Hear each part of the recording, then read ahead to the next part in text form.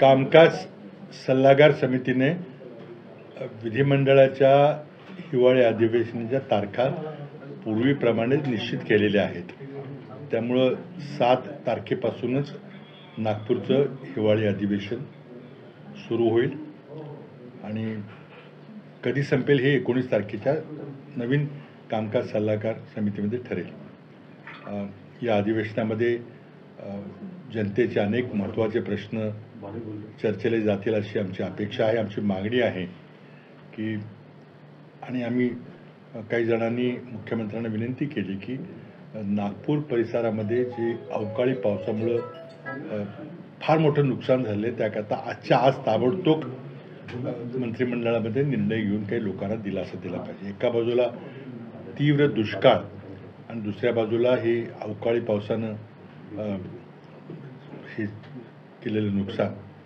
अर्थात हे हवामान बदलाचे परिणाम आहेत. उद्यापासून दुबईमध्ये COP28 ही हवामान बदलाबद्दलची आंतरराष्ट्रीय परिषद होत आहे.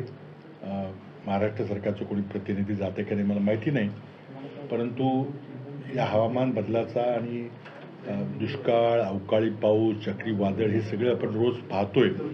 त्याकरता शासनानं अतिशय गांभीर्यानं याकडे काही पावलं टाकली पाहिजेत. अधिवेशनामध्ये इतर महत्त्वाचे प्रश्न, मग सरकारी जागांच्या खाजगीकरणाचा प्रश्न असेल किंवा परीक्षेमधले गोंधळ असेल, असे अनेक महत्त्वाचे प्रश्न आम्ही हाताळणार आहोत. अर्थात आरक्षणाबद्दल जे आंदोलन राज्यात चाललेले त्याचीही चर्चा होईल अशी अपेक्षा आहे. सर, PSC मध्ये आरक्षणासंदर्भात विशेष काही चर्चाचा ठराव केला जावा का? याबद्दल माझी भूमिका स्पष्ट आहे की महाराष्ट्राचे मुख्यमंत्री सन्माननीय एकनाथजी शिंदे यांनी अगदी शिवरायांच्या पुतळ्याच्या पायाला हात लावून शपथ घेतलेली आहे की मी हा प्रश्न समाधानपूर्वक पद्धतीने सोडवेन. आपल्या राज्यात एकच मुख्यमंत्री आहेत आणि 2 उपमुख्यमंत्री आहेत आणि त्यांनी आश्वासन दिलेलं आहे आणि आंदोलनकर्त्यांनी त्यांना काही मुदत दिलेली आहे. त्यामुळे त्यांना ती संधी दिली पाहिजे. त्यांना कोणाचंही सहकार्य लागेल तर त्यांनी ते दिलं पाहिजे. पण आपण सरकारच्या आश्वासनावर विश्वास ठेवूया आणि त्यांना वेळ देऊया आणि कोणीही काही हिंसक प्रकारचं आंदोलन करू नये. आपली बाजू मांडण्याचा प्रत्येकाला अधिकार आहे, पण त्याला हिंसक वळण लागणं किंवा एकमेकाच्या भावना दुखावतील असं वक्तव्य कोणी करू नये. तर केंद्र सरकार इथे संसदेच्या अधिवेशनात ओबीसी बाबत मोठा निर्णय घेण्याची शक्यता व्यक्त केली जाते. ओबीसी विधेयक सादर करणं तसेच जातीय जनगणना घोषणा करण्याची शक्यता आहे. पण जातीय जनगणना केली पाहिजे आमची पक्षाची अधिकृत मागणी आहे आणि आम्ही ज्या ज्या राज्यामध्ये आमचं सरकार येईल असेल आहे तिथं आम्ही त्या राज्यापुरती जातीय जनगणना करणार आहे. पण ते फक्त जातीय जनगणना नसेल तर ते एक सोशल आणि इकॉनॉमिक सेन्सस असेल. त्यामध्ये खूप व्यापक सेन्सस करावं अशी आहे. आमच्या पक्षाची ही मागणी आहे की 2021 जी सार्वत्रिक जनगणना झालेली नाही ती लवकरात लवकर घेतली पाहिजे. कोविडमुळं आपण ती करू शकलो नव्हतं. आता त्याबद्दल केंद्र सरकार काय निर्णय घेते ते दिल्लीत ठरेल. सर, विखे पाटलांनी टीका करता म्हटलंय की राज्यात जिथे जिथे काँग्रेसची हार झालाय आणि त्यासोबत महाराष्ट्रातले सरकार घालवण्याच्या मागे पृथ्वीराज चव्हाण आहेत. नाही, तो त्यांचं व्यक्तिगत मत आहे. ते मंत्रिमंडळातील माझे सहकारी मंत्री होते, त्यांना ते मांडायचा अधिकार आहे. त्यांनी कुठल्या पक्षात जावं, कुठल्या पक्षावर टीका करावी, कुठल्या पक्षात त्यांनी पाठिंबा द्यावा त्यांचा अधिकार आहे. त्यावर मी काही बोलणार नाही. आता राजकीय परिस्थिती आपल्या सर्वांच्या समोर आहे. राज्य सहकारी बँकेबाबत मला कडक निर्णय घ्यावा लागला, त्यामुळे काही काळानंतर आमचं सरकार पडलं, याबद्दल काय सांगा? नाही बघा, सरकार मी पुण्याच्या एका कार्यक्रमामध्ये एक विधान केलं होतं की मी महाराष्ट्राच्या निर्मितीनंतर 50 वर्षानंतर पहिल्यांदा मराठा समाजाच्या आरक्षणाचा विषय हाती घेतला. मागासवर्गीय आयोगाने संख्यात्मक माहिती गोळा करायला नकार दिला. त्यामुळं मंत्रिमंडळाची एक उपसमिती नेमून आम्ही संख्यात्मक माहिती गोळा केली.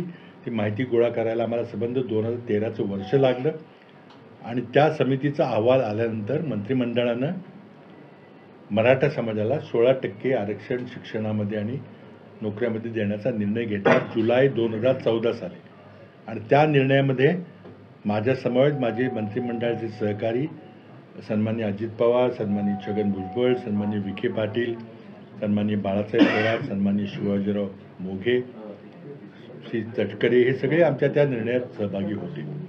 आता तो निर्णय कोर्टामध्ये त्याला आव्हान दिलं गेलं. पण मी असं एवढंच वक्तव्य त्या कार्यक्रमामध्ये पुण्याचं केलं होतं की आमचं सरकार जर पाडलं गेलं नसतं तर आमचं सरकार पुन्हा आलं असतं तर आम्ही तो निर्णय कोर्टामध्ये टिकवला असता. कारण आम्ही योग्य तो कायदेशीर सल्ला घेऊनच तो निर्णय अध्यादेश काढायचा निर्णय घेतला होता. हे माझं विधान होतं. त्याला त्यातून जो काही अर्थ काढायचा ते काढतील. सर, एक दुसरा प्रश्न असा आहे की शिवसेनेमध्ये जे वाद चालू आहे त्याच्यामध्ये आक्षेपार्ह विधान केल्याबद्दल गुन्हे दाखल केले जात आहेत आणि माजी महापौरांना आज अटक देखील झाली आहे, त्यांना न्यायालयीन कोठडी झाली आहे. कशा प्रकारे याकडे आपण बघताय? नाही, आता ते शिवसेनेत काय चाललंय किंवा इतर पक्षात काय चाललंय ते आमचे अधिकृत प्रवक्ते बोलतील, त्यावर मी काय बोलणार नाही. सर, सुनील तटकरे असतील किंवा अजित पवार गटाचे राष्ट्रवादीचे नेते हे तुमच्यावर फार एक वेगळ्या स्वरूपात टीका करतायत की तुम्हाला दिल्लीतनं सुपारी देऊनच 2014 हे हा बालिशपण आहे. आपल्या 30 राज्यामध्ये 3-3, 4-4 प्रादेशिक पक्ष आहेत. देशामध्ये जवळजवळ एक 100च्या वर मोठे प्रादेशिक पक्ष त्यांच्या प्रतिनिधित्व आहे. आता दिल्लीच्या नेतृत्वाला एवढंच काम आहे का की 150 कार्यकर्त्यातले कोण कोण कुठं आहे असं नाही. मला कुठलंही मॅन्डेट नव्हतं, कुठलीही सुपारी नव्हती, कुठलेही कॉन्ट्रॅक्ट दिलं नव्हतं. मला फक्त प्रशासनामध्ये जे घटना घडल्या त्यामध्ये प्रशासनामध्ये स्वच्छ कारभार कसा आणता येईल ही एक जनरल डायरेक्शन होते. ते आमच्या मी मुख्यमंत्री झाल्यानंतर काँग्रेस पक्षाचं AICCचं बोराडी येथे एक अधिकृत अधिवेशन झालं होतं. त्या अधिकृत अधिवेशनामधले आपण ठराव काढून पाहिले तर त्यामध्ये हे सगळी गोष्टी त्यामध्ये झाल्या. तेवढंच मॅन्डेट AICCने दिलं होतं, दिल्लीने नाही. म्हणजे हायकमांड वगैरे काय नाही. तर हा बालिशपणा आहे की काही ठरवून केलं वगैरे असं काही. संचालक होते, व्यवस्थापकीय संचालक राधेश्याम मोपलवार, त्यांना आता त्यांच्या पदावरून हटवलं आणि त्यांच्या जागी अनिल गायकवाड यांना आणलं आहे. समृद्धी महामार्ग देखील मोपलवार यांच्या काळात झालेला आहे. कशा प्रकारे बघता आहेत अशा प्रकारचे अधिकारी जे आहेत ते निवृत्तीनंतर पण आपल्याला त्याच जागेवर पाहायला मिळतात? आता हा विषय जरा मोठा आहे, बरंच बोलावं लागेल. पण मी एवढंच एक जनरली सांगतो की एक 2-3 महिने काही जर अडचण असेल तर प्रशासकीय अधिकाऱ्यांना एक्सटेन्शन देण्याची पद्धत आहे. आम्ही दिले होते. पण वर्षानुवर्ष त्याच पदावर त्या व्यक्तीला ठेवणं उचित नाही आहे. त्यातून ज्या कारणाकरता आपण 3-3 वर्षांनी बदला करतो किंवा ज्या कारणाकरता आपण बदल्यांचा कायदा राज्यामध्ये केलेला आहे त्याचा उद्देश काय आहे की हितसंबंध निर्माण होतात म्हणून त्या व्यक्तीला त्याच ठिकाणी एका पदावर ठेवू नये. आता तुम्ही ज्या व्यक्तीचा उल्लेख केला ते मला वाटतं कित्येक वर्ष त्या पदावर आहेत. मग त्यामध्ये कोणाचे हितसंबंध गुंतलेले आहेत काय आहेत तर ही नवीन सरकार येईल तेव्हा ते चौकशी करेल. देखिए, कांग्रेस पार्टी की पब्लिकली स्टेटेड पॉलिसी है और हमारे जहाँ जहाँ राज्य सरकारें हैं वहाँ हमने ये नीति अपनाई है कि जातिगत और आर्थिक सारी जनगणना होनी चाहिए, देश का सेंसस भी होना चाहिए. ये हमारी पब्लिकली स्टेटेड पॉलिसी है. अब उसका आगे अंदेशा क्या होगा, आगे कैसे बढ़ाएंगे मैं नहीं जानता. वो हर एक राज्य सरकार को केंद्र सरकार को निर्णय लेना पड़ेगा. आंकड़े तो आ गए, उसके आगे क्या करेंगे? सर, महाराष्ट्र में किया जाएगा अगर ये जो वाद हो रहा है ओबीसी वर्सेस मराठा? नहीं, देखिए, ये हम तो सरकार में नहीं है. हम तो सिर्फ अपने घोषणा पत्र में घोषणा करेंगे कि जो भी जब चुनाव आएगा, अगर आएगा कि नहीं पता नहीं, चुनाव कब होगा क्या होगा. अब आसार तो लग रहा है कि जिस तरह से स्थानीय इकाइयों के चुनाव बंद करे गए, हिम्मत नहीं हो रही सरकार की चुनाव कराने की. लोकसभा के 4 बाई इलेक्शन नहीं कराए गए. मुंबई कॉरपोरेशन हो, पूना कॉरपोरेशन हो, चुनाव नहीं कराए गए. हमारी जिला परिषद के, नगर पालिका के चुनाव नहीं कराए गए. 1.5 साल तक चुनाव प्रलंबित है. जो राजनीतिक आरक्षण हमने ओबीसी वर्ग को दिया था, जो SC ST को दिया था, वो कागज पर धरा रह गया. 50% महिलाओं को हमने महाराष्ट्र में आरक्षण दिया था. अब चुनाव नहीं कराए गए तो राजकीय आरक्षण का, राजनीतिक आरक्षण का क्या फायदा? तो ये तो हमारी मांग है कि जातिगत और पूरी आर्थिक तौर पे पूरी तरह से सेंसस किया जाए. और उसके आगे क्या होगा वो सरकार को तय करना पड़ेगा, जो भी सरकार होगी तब तक। सर MSRDC रणनीति के तहत सरकार करा रही है, क्योंकि 24 दिसंबर की मनोज जरांगे पाटिल की वो डेडलाइन भी करीब आ रही है, सभी मराठाओं को एक साथ आरक्षण नहीं देना है, क्या कोई इस रणनीति का देखिए, काम कर रहा है? निर्णय किस तरह से होगा, क्या होगा, ये मैं नहीं टिप्पणी करता, लेकिन मैंने जो कहा है आपको कि सम्मानीय छगन भुजबल जी मंत्रिमंडल के एक सदस्य है और सामुदायिक जवाबदेही के हमारे संविधान के जो तत्व है, आर्टिकल 75 ऑफ द कॉन्स्टिट्यूशन और article 164 of the constitution, the cabinet is collectively responsible to the house of the people, यानी लोकसभा एंड विधानसभा। तो ये अकेला कोई अपना विचार नहीं कर सकता। उनके अगर मुख्यमंत्री से कोई मतभेद है तो आज कैबिनेट हो रही है, वहाँ झगड़ा करें ना, कुर्सियाँ तोड़े, हमें कोई एतराज़ नहीं है। लेकिन बाहर आप इस तरह से जो विरोधाभास पैदा कर रहे हैं और मंत्रिमंडल में कोई एक वाक्यता नहीं है ये बता रहे हैं, और उसके साथ साथ एक सामाजिक सद्भाव की भावना जो महाराष्ट्र में हमेशा रही है उसको तोड़ने की कोशिश कर रहे हैं। मेरी गुजारिश है मुख्यमंत्री से उनको चुप कराया जाए। सर, विपक्ष और ये लगातार ये मांग कर रहे हैं की जाती मुख्यमंत्री असताना सहकारी साखर कारखान्यांना थक हमी देण्याची योजना तुम्ही बंद केली होती, मात्र आता नंतर हे महायुतीचं सरकार आल्यानंतर अजित पवार सत्तेत आल्यानंतर विशेष करून त्यांच्या आग्रहामुळे ही योजना परत चालू केली आहे, याबद्दल तुमची भूमिका आहे? ही थक हमी देण्याची परंपरा अतिशय चुकीची आहे। कुणाच्या आग्रहामुळे झाली हे मला माहिती नाही, की मी मंत्रिमंडळात नव्हतो, नाही आहे मी, परंतु आज शेतकऱ्यांनी कर्ज थकवलं तर त्याचं काय होतं हे आपण सगळे पाहतो। बरेचसे तुम्ही सगळे ग्रामीण भागातली शेतकऱ्यांची मुलं आहात आणि एखाद्या कारखान्याने गैरकारभार करून किंवा भ्रष्टाचार करून किंवा पैसे इकडे तिकडे वळवून जर कारखाना अडचणीत आणला आणि सरकारचे किंवा NCDCचं कर्ज बुडवलं तर त्याला महाराष्ट्राच्या जनतेने थकामी द्यायची। बिलकुल चुकीचा निर्णय आहे आणि याबद्दल महाराष्ट्राच्या जनतेला आंदोलन केलं पाहिजे ना, सरकारला हा निर्णय परत घेण्याकरता मी बाध्य करणार आहे। अजित पवार सहकारी साखर कारखानदारांना पाठीशी घालत आहेत असं वाटतं का? त्याबद्दल मी काय बोलणार, मला त्यांनी काय निर्णय घेतले मला माहिती नाही, त्यांचे काय निर्णय त्यांनी घेतला, हा निर्णय कुणी घेतला, हा निर्णय मंत्रिमंडळाने घेतलेला आहे, हा निर्णय एका व्यक्तीने घेतलेला नाही। त्याला शिंदे जबाबदार आहेत, फडणवीस जबाबदार आहेत, अजित पवार जबाबदार आहेत, सगळे मंत्री जबाबदार आहेत आणि महाराष्ट्राच्या जनतेला त्यांना उत्तर द्यावे लागेल। एखाद्या सामान्य शेतकऱ्याने एखाद्या म्हशीचं गाईचं कर्ज घेतलं, एखाद्या शेतीवर काही पीक कर्ज घेतलं, तरी फेडू शकला नाही, त्याची काय परिस्थिती होती, जिल्हा बँका वगैरे काय करतात ते आपण सगळं पाहिलेलं आहे। आता मोठे मोठे कारखानदार शेकडो कोटीचे कर्ज बुडवतात, कारखान्याचं व्यवस्थापन कशा प्रकारे करतात, कसे पैसे वळवले जातात, काय करतात, कसे खाजगी कारखाने विकत घेतले जातात आणि त्यांनी बुडवलेल्या कर्जाबद्दल महाराष्ट्राच्या जनतेने थकामी द्यायची, महाराष्ट्र सरकारने थकामी द्यायची। हा निर्णय मी बंद केला होता, तो पुन्हा या सरकारनं तो निर्णय चालू केलेला आहे। मला वाटतं याचं उत्तर निवडणूक होतील तेव्हाच त्याला मिळेल। टनल का रेस्क्यू किया गया, अब नरेंद्र मोदी जी की कोई मंदिर बनाते अब शुरू करते हैं, महापुरुष है तो देखिए भाजपा को नरेंद्र मोदी जी की तारीफ करनी चाहिए, जहाँ सही हो तो करे, तो हमें कोई एतराज़ नहीं है, लेकिन उसका महिमा मंडन कब तक करेंगे आप, कितना करेंगे? लोगों को अच्छा नहीं लग रहा है, ये आपको 3 तारीख को पता चलेगा। सर, शेवटचा प्रश्न मराठी स्टेटमेंट ऑफ फैक्ट था मेरा, जो शायद कई लोग वो इतिहास भूल गए हैं। महाराष्ट्र की निर्मिती के बाद 50 साल तक ये मुद्दा ऐसे ही चलता रहा। आप सब जानते हैं कि छत्रपति शाहू महाराज ने कोल्हापुर में 1902 में पहली बार मराठाओं को पिछड़ा घोषित करके उनको 50% आरक्षण दिया था और कोल्हापुर स्टेट में वो पहली बार दिया गया था। इसलिए छत्रपति शाहू महाराज को देश में लोग सब मानते हैं, यूपी में तो उनके नाम से जिले बने हैं। तो ये मांग बहुत दिनों से चल रही थी। जो काका कालेलकर बैकवर्ड कास्ट कमीशन था, उन्होंने मराठाओं को बैकवर्ड घोषित करने से इनकार कर दिया, मंडल कमीशन ने भी इनकार कर दिया, लेकिन मांग खत्म नहीं हुई। तो जब मैं मुख्यमंत्री बन के आया था 2010 में, जब मैंने अनेक विषय थे मेरे सामने, उसमें से जब इस विषय को मैंने समझने की कोशिश की तो हमने फैसला किया कैबिनेट में कि भाई इसकी सच्चाई जाननी चाहिए।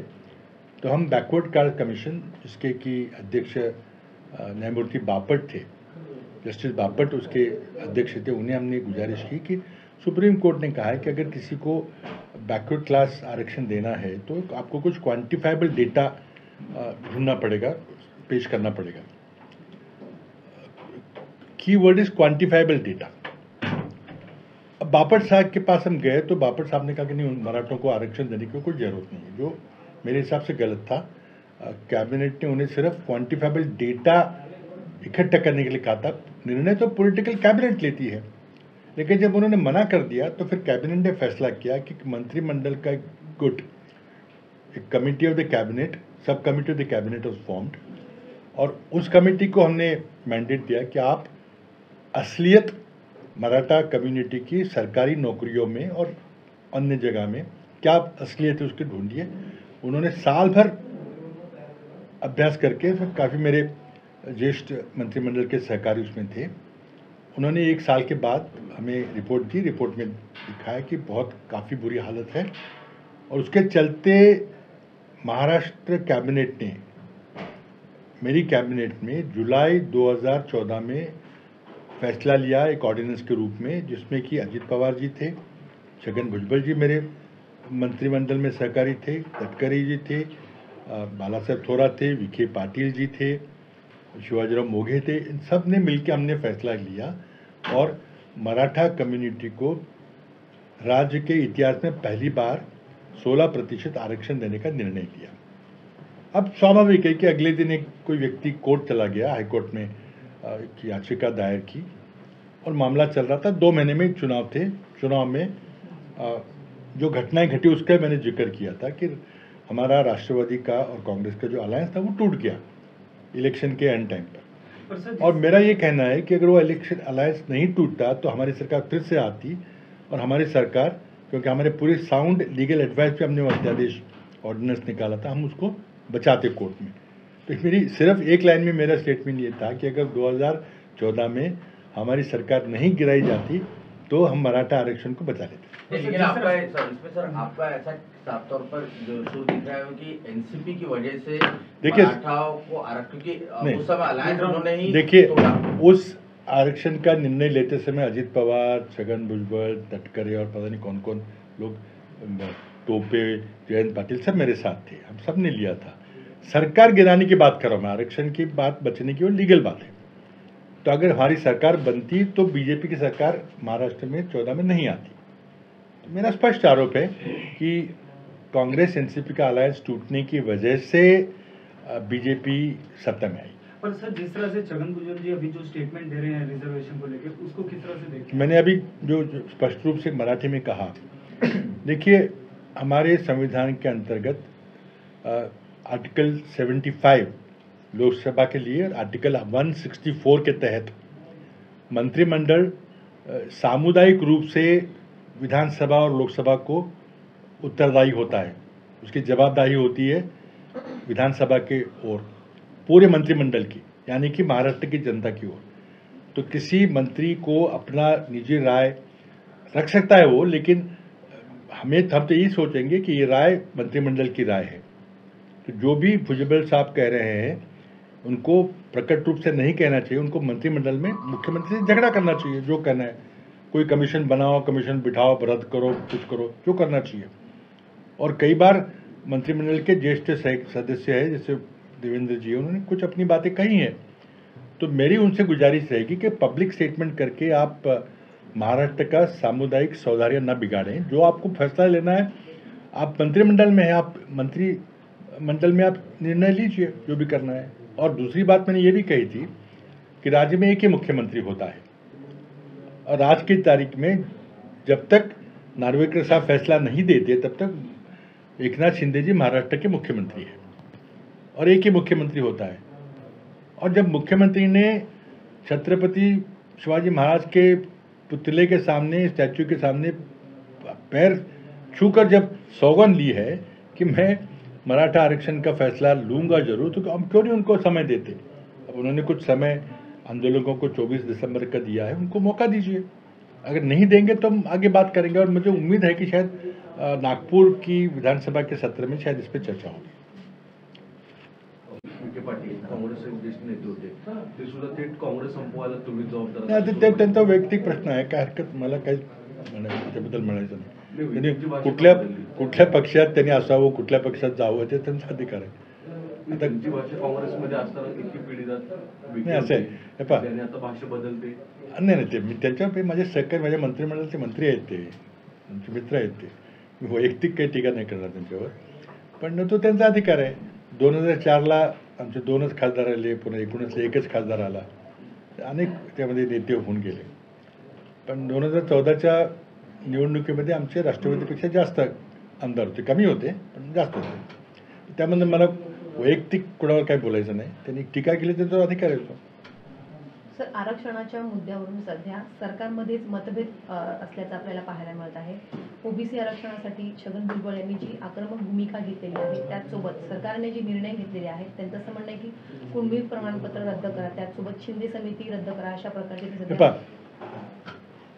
छगन भुजबळ हेही माझे मंत्रिमंडळ सहकारी होते, त्याला त्यांची मतं मांडायचा अधिकार आहे. पण सन्मान्य श्री छगन भुजबळ हे मंत्रिमंडळाचे एक सदस्य आहेत. घटनेच्या 75व्या कलमानुसार आणि 164व्या कलमानुसार मंत्रिमंडळ हे सामुदायिकपणे विधानसभेला आणि लोकसभेला जबाबदार असते. एखादा व्यक्ती स्वतःची मतं इतक्या आग्रहपूर्ण मांडू शकत नाही. ते मंत्रिमंडळाचं मत आहे असंच घटनात्मक रीतीने समजलं जातं. त्यामुळे जे सन्माननीय भुजबळ साहेब बोलत आहेत त्याला मंत्रिमंडळाची मान्यता आहे असंच म्हणावं लागेल. किंबहुना मुख्यमंत्र्याच्या वतीने ते बोलत आहेत, त्यांचं वैयक्तिक मत असू शकत नाही, का ते मंत्रिमंडळाचे सहकारी आहेत आणि सामुदायिक जबाबदारीच्या तत्वाप्रमाणे अखंड मंत्रिमंडळ विधानसभेला म्हणजे महाराष्ट्राच्या जनतेला जबाबदार आहे.